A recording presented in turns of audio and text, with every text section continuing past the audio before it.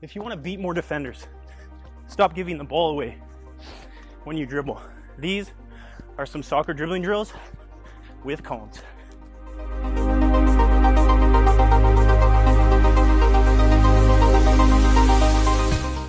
Before I give you some soccer dribbling drills with cones, I want to talk about why I don't even really use this stuff myself.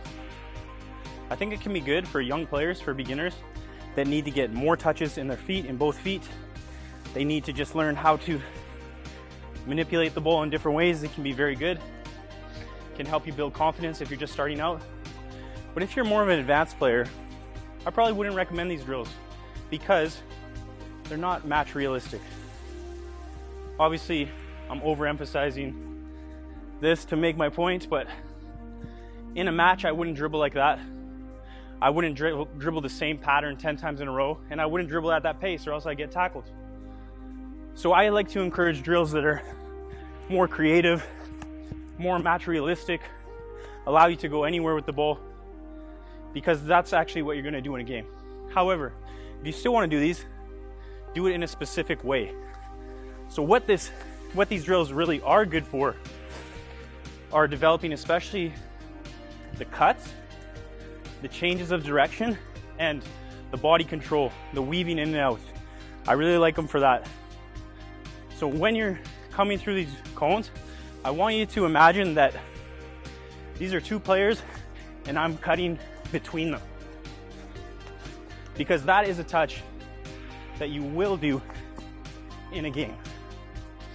So if you're gonna do the dribbling drills, just try to do them with pace. And I'll give you a few examples of realistic drills that may make this more worth your time. Hey, what's up? I hope you're finding this content helpful. Watch this all the way to the end if you want to find out which subscriber got this video's special shout out. So if you're gonna do a double touch, inside outside, just make sure it is nice and quick. And whenever I'm changing direction, I'm always focusing on that low center of gravity, okay? Pushing off, because that's what this is really beneficial for. It's the cuts between players, between two players, and those sharp changes of direction. The technique of the cut, because a lot of times, especially if you're starting out and I'm trying to go that way, my cut is probably here. So learning to actually bring that ball back into you and make it go where you want with one touch. So that's what I would move to next after the double touch, is the single touch. Okay, right foot away. Let me go again because that's sloppy. Good. So notice the technique of the cut, as I said, really overemphasizing turning the foot, turning the hips when I'm cutting. The other thing I want you to think about as far as body movement is actually skipping away while you're making that outside cut. Because I can just take a touch, but if I really want to get good at avoiding tackles, learning to really jump away with that touch is going to help me escape more defenders. How many times have you seen Messi dribbling full speed, someone comes to tackle him, just skips out of the way, continues with his dribble. So think about adding that, the low center of gravity on the cuts, bending the knees, not just focusing on your touches, but focusing on control of the body, and then skipping away from tackles. Next one you could do is a inside touch.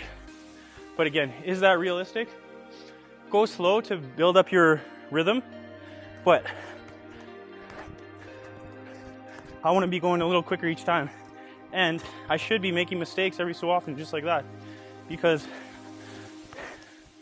if I'm not, then I'm not challenging myself. You could do the same, but a double touch. You know I do like this one, because it's a touch I use all the time. He's lunging for the ball, I take it away from him.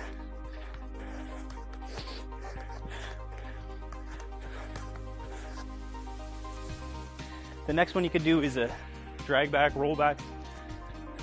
But let's try two versions, two touch, one touch. One touch would be, again, like the inside foot. good skill. Is it realistic?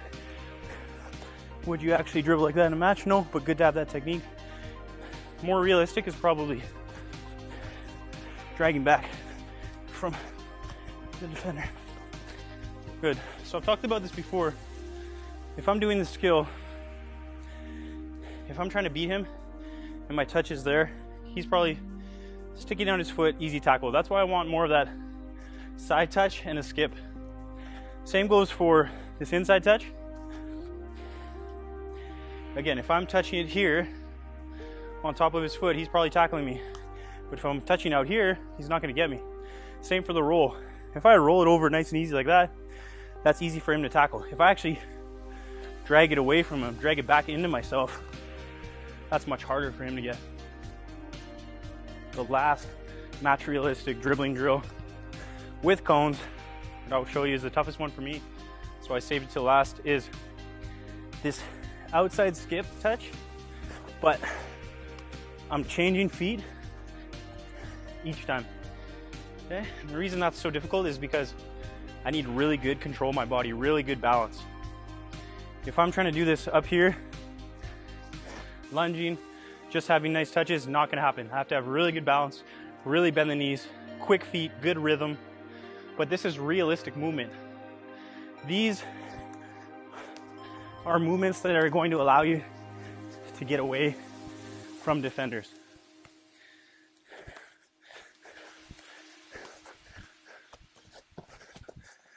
Okay, so when you're doing these drills, think about a few things.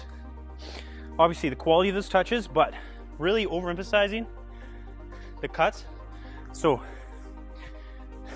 the technique of the foot, really overemphasizing, especially if I'm trying to go the opposite direction, really get your foot around it. The hips, really turning the hips around the ball, not just trying to dribble like this, cut direction like this, getting my hips around it, bringing the ball back into me rather than across the defender's foot, and that low center of gravity, whether I'm skipping away from someone or I'm changing direction, shielding the ball.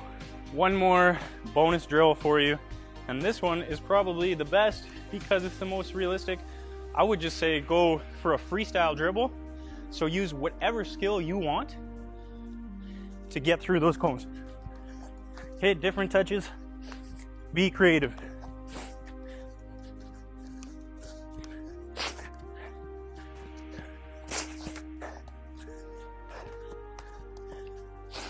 This is more realistic. That's something that would happen in a game. You'd have to figure yourself out, figure a way to get through the defenders, get through the cones. So that is the last drill that I'll give you today. This is the featured subscriber for this video. If you'd like to be featured in future videos, hit that like button, drop a comment below, and let me know how my videos have helped you improve and achieve more in this sport.